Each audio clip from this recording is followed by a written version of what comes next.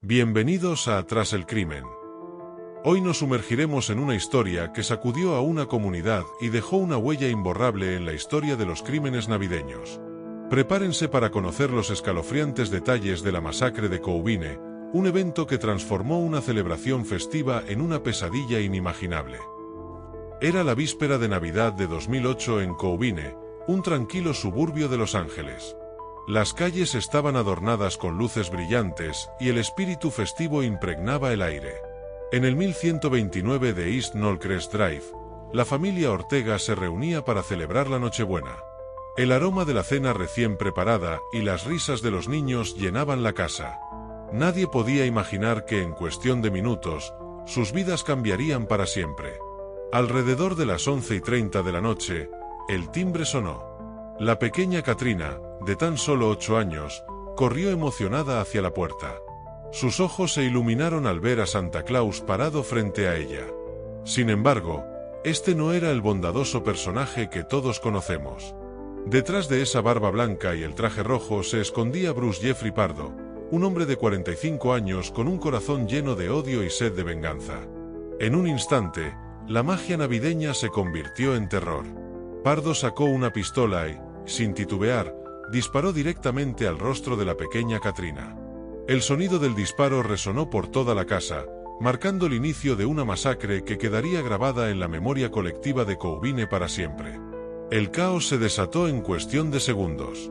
Los invitados, atónitos y aterrorizados, intentaron huir mientras Pardo avanzaba por la casa, disparando indiscriminadamente. Las balas silbaban en el aire, encontrando sus objetivos con una precisión mortal. Gritos de dolor y pánico reemplazaron las alegres conversaciones de hace unos momentos. Entre las víctimas se encontraba Silvia Ortega Pardo, la ex esposa de Bruce. Su crimen: haber puesto fin a un matrimonio tóxico apenas una semana antes. Los padres de Silvia, Joseph y Alicia Sotomayor Ortega, también cayeron bajo la lluvia de balas. Hermanos, cuñadas, sobrinos, nadie estaba a salvo de la furia desatada de Pardo. Pero el horror apenas comenzaba. Con una frialdad escalofriante, Pardo desenvolvió un paquete que había traído consigo. De él sacó un lanzallamas casero, una herramienta de destrucción que convertiría la escena del crimen en un infierno en la tierra. El combustible de carreras que utilizó se esparció rápidamente, alimentando un fuego voraz que pronto envolvió toda la casa. Las llamas se elevaban varios metros en el aire, devorando todo a su paso. Los adornos navideños, que hace unos momentos simbolizaban alegría y unión familiar, ahora alimentaban el fuego infernal. El calor era tan intenso que incluso el traje de Santa Claus que Pardo vestía comenzó a derretirse, adhiriéndose a su piel en una macabra ironía. Mientras la casa ardía, una superviviente logró escapar a la residencia de un vecino. Con voz entrecortada y entre lágrimas, logró llamar al 911. «Están disparando a toda mi familia», gritaba desesperada. «Necesitamos a alguien de inmediato. A mi hija la dispararon. La dispararon en la cara». Sus palabras, cargadas de angustia y dolor, quedarían grabadas para siempre en las mentes de quienes las escucharon. Los bomberos llegaron a una escena apocalíptica. Las llamas, que alcanzaban los 12 metros de altura, desafiaban sus esfuerzos por controlarlas. 80 profesionales lucharon durante más de 1 hora y media para extinguir el incendio. Cuando finalmente lograron entrar a la casa, se encontraron con una escena de devastación total. 9 cuerpos yacían entre los escombros carbonizados. La intensidad del fuego había sido tal que los investigadores tuvieron que recurrir a registros médicos y dentales para identificar a algunas de las víctimas. La Navidad, una época de alegría y reunión familiar, se había convertido en el escenario de una tragedia inimaginable. Pero, ¿qué llevó a Bruce Jeffrey Pardo a cometer un acto tan atroz? La respuesta, como suele suceder en estos casos, se encontraba en un cóctel tóxico de resentimiento, frustración y un deseo enfermizo de venganza. Pardo, un ingeniero de 45 años, había sido descrito por sus conocidos como un hombre amable y gentil. Asistía a la iglesia todos los domingos y parecía incapaz de cometer actos violentos. Sin embargo, bajo esa fachada de normalidad, se escondía un hombre profundamente perturbado. Su matrimonio con Silvia había terminado apenas una semana antes de la masacre. El divorcio, finalizado el 18 de diciembre, había sido el detonante de su plan macabro. Pero lo que nadie sabía era que Pardo llevaba meses planeando su venganza, acumulando armas y construyendo lanzallamas que utilizaría para destruir a la familia que, en su mente retorcida, le había arrebatado todo. La meticulosidad de su plan era escalofriante. Había alquilado varios vehículos y estacionado uno cerca de la casa del abogado de divorcio de su exesposa, lleno de suministros y mapas del suroeste y México. La policía especuló que el abogado también podría haber sido un objetivo. Además, Pardo había comprado un billete de avión para la mañana de Navidad, con destino a Moline, Illinois, donde planeaba visitar a un amigo. Pero el destino tenía otros planes para Bruce Jeffrey Pardo. Las quemaduras de tercer grado que sufrió en sus brazos y piernas durante el ataque frustraron su elaborado plan de escape. Herido y sin posibilidad de huir, Pardo se dirigió a la casa de su hermano en Sylmar, a unos 50 kilómetros de la escena del crimen. Allí, en el silencio de la madrugada navideña, Pardo tomó su última decisión. Con la misma frialdad con la que había ejecutado su plan de venganza, se quitó la vida de un disparo en la cabeza. Su cuerpo fue encontrado por su hermano, quien regresó a casa sin saber la magnitud de los horrores que Bruce había desatado. La investigación posterior reveló detalles aún más perturbadores. En el cuerpo de Pardo se encontraron $17,000 en efectivo, atados a sus piernas. Su coche de alquiler, estacionado a una cuadra de la casa de su hermano, había sido manipulado con los restos de su traje de Santa Claus y pólvora, creando una trampa explosiva que podría haber causado aún más daño. En la casa de Pardo en Montrose, la policía descubrió lo que describieron como una fábrica virtual de bombas.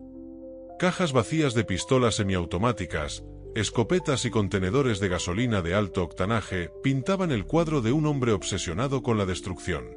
La masacre de Coubine dejó cicatrices profundas en la comunidad.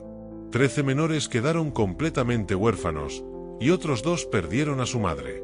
Las vidas de decenas de personas cambiaron para siempre en esa fatídica noche de Navidad. La pequeña Katrina, la primera víctima de Pardo, sobrevivió milagrosamente al disparo en la cara. Su recuperación sería larga y dolorosa, tanto física como emocionalmente.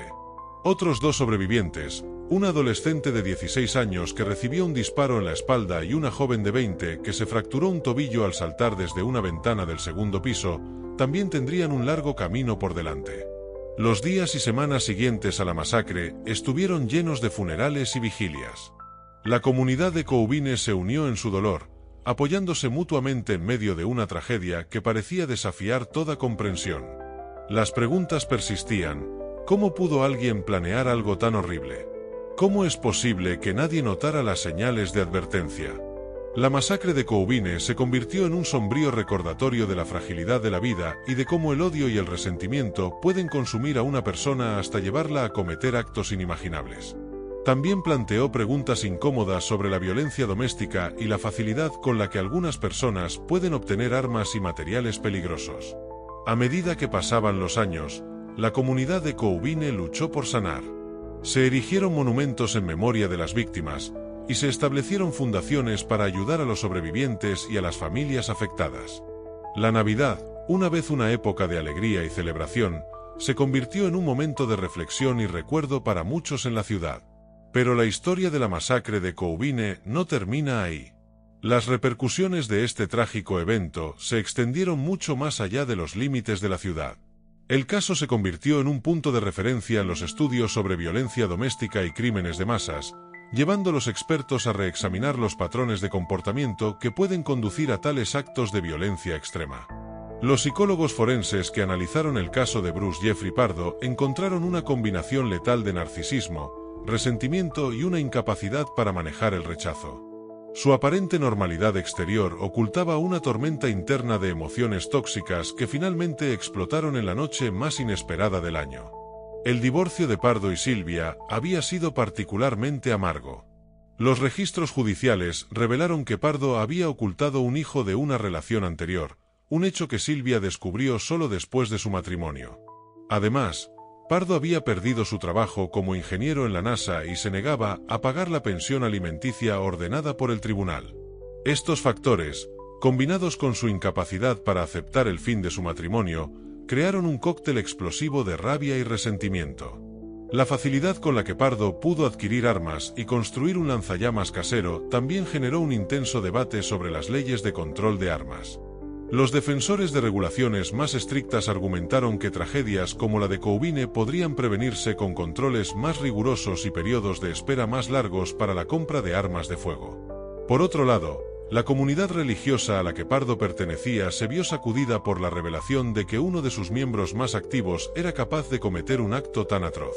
Esto llevó a una reflexión profunda sobre cómo las instituciones religiosas pueden identificar y ayudar a individuos que están luchando con problemas de salud mental o emocional. La historia de la masacre de Coubine también arrojó luz sobre la complejidad de las relaciones familiares y cómo pueden deteriorarse hasta puntos inimaginables. Los vecinos y amigos de la familia Ortega recordaban las reuniones festivas anteriores, llenas de risas y alegría. Nadie podía concebir que esa misma casa se convertiría en el escenario de una tragedia tan espantosa. El impacto en los niños sobrevivientes fue particularmente devastador. Además de las heridas físicas, muchos de ellos tuvieron que lidiar con un trauma psicológico profundo. La imagen de Santa Claus, una figura que debería representar alegría y generosidad, se había convertido para ellos en un símbolo de terror y pérdida. Los terapeutas que trabajaron con los sobrevivientes informaron que muchos de los niños desarrollaron trastorno de estrés postraumático, TEPT, y necesitarían años de terapia para procesar lo que habían experimentado. La recuperación de la pequeña Katrina, en particular, se convirtió en un símbolo de resistencia para la comunidad. A pesar de las cicatrices físicas y emocionales, su determinación para recuperarse inspiró a muchos. La tragedia también tuvo un impacto duradero en los servicios de emergencia que respondieron esa noche. Muchos bomberos y policías que fueron testigos de la escena necesitaron asesoramiento psicológico para lidiar con lo que habían visto. El Departamento de Bomberos de Coubine implementó programas de apoyo adicionales para ayudar a su personal a procesar el trauma de eventos tan extremos. En los años siguientes, la historia de la masacre de Coubine se convirtió en un caso de estudio en academias de policía y escuelas de trabajo social. Se utilizó para ilustrar la importancia de reconocer las señales de advertencia en casos de violencia doméstica y la necesidad de una intervención temprana. Los medios de comunicación también jugaron un papel importante en la forma en que se recordó y se entendió la tragedia. Inicialmente, la cobertura se centró en los detalles más sensacionalistas del crimen. Sin embargo, con el tiempo, surgieron reportajes más reflexivos que exploraban las complejidades del caso y sus implicaciones más amplias para la sociedad. Documentales, libros y artículos académicos analizaron el caso desde diversos ángulos, desde la psicología del perpetrador hasta el impacto a largo plazo en la comunidad. Estos trabajos no solo mantuvieron viva la memoria de las víctimas, sino que también contribuyeron a una comprensión más profunda de los factores que pueden llevar a actos de violencia extrema. La masacre de Coubine también dejó una marca indeleble en la forma en que muchas familias celebran la Navidad. Para algunas personas, especialmente en el sur de California, la imagen de Santa Claus adquirió un matiz siniestro que tardó años en disiparse. Algunas familias optaron por cambiar sus tradiciones navideñas, evitando las representaciones de Santa Claus o modificando la forma en que explicaban esta figura a sus hijos. En Coubine, la comunidad luchó por encontrar un equilibrio entre honrar la memoria de las víctimas y seguir adelante. Cada año, en la víspera de Navidad, se realiza una vigilia silenciosa en el lugar donde una vez estuvo la casa de los Ortega. Es un momento de reflexión y recuerdo, pero también de afirmación de la fuerza y la unidad de la comunidad. La historia de la masacre de Coubine sigue siendo un recordatorio sombrío de cómo la violencia doméstica puede escalar a niveles inimaginables. El caso de Bruce Jeffrey Pardo ilustra cómo una persona aparentemente normal puede ocultar una tormenta interna de emociones tóxicas que eventualmente explotan de la manera más devastadora. El impacto en la comunidad de Coubine fue profundo y duradero. 13 menores quedaron huérfanos y otros 2 perdieron a su madre, dejando cicatrices emocionales que tardarían años en sanar. La pequeña Katrina Józef-Polski, de solo 8 años, sobrevivió milagrosamente al disparo en la cara, convirtiéndose en un símbolo de resiliencia para la comunidad. Los servicios de emergencia que respondieron esa noche también sufrieron el impacto psicológico de la escena que encontraron. 80 bomberos lucharon durante más de 1 hora y media para extinguir el incendio, enfrentándose a una escena de destrucción total. La investigación posterior reveló la meticulosidad escalofriante del plan de Pardo. Se encontraron $17.000 en efectivo atados a sus piernas y su coche de alquiler había sido manipulado para crear una trampa explosiva. Estos detalles pintaron el retrato de un hombre consumido por el resentimiento y la venganza. El caso generó un intenso debate sobre el control de armas y la necesidad de una mejor detección y prevención de la violencia doméstica. La facilidad con la que Pardo pudo adquirir armas y construir un lanzallamas casero planteó serias preguntas sobre la regulación de armas. Años después, la masacre de Coubine sigue siendo un caso de estudio en academias de policía y escuelas de trabajo social, ilustrando la importancia de reconocer las señales de advertencia en casos de violencia doméstica. La comunidad de Coubine ha luchado por encontrar un equilibrio entre honrar la memoria de las víctimas y seguir adelante.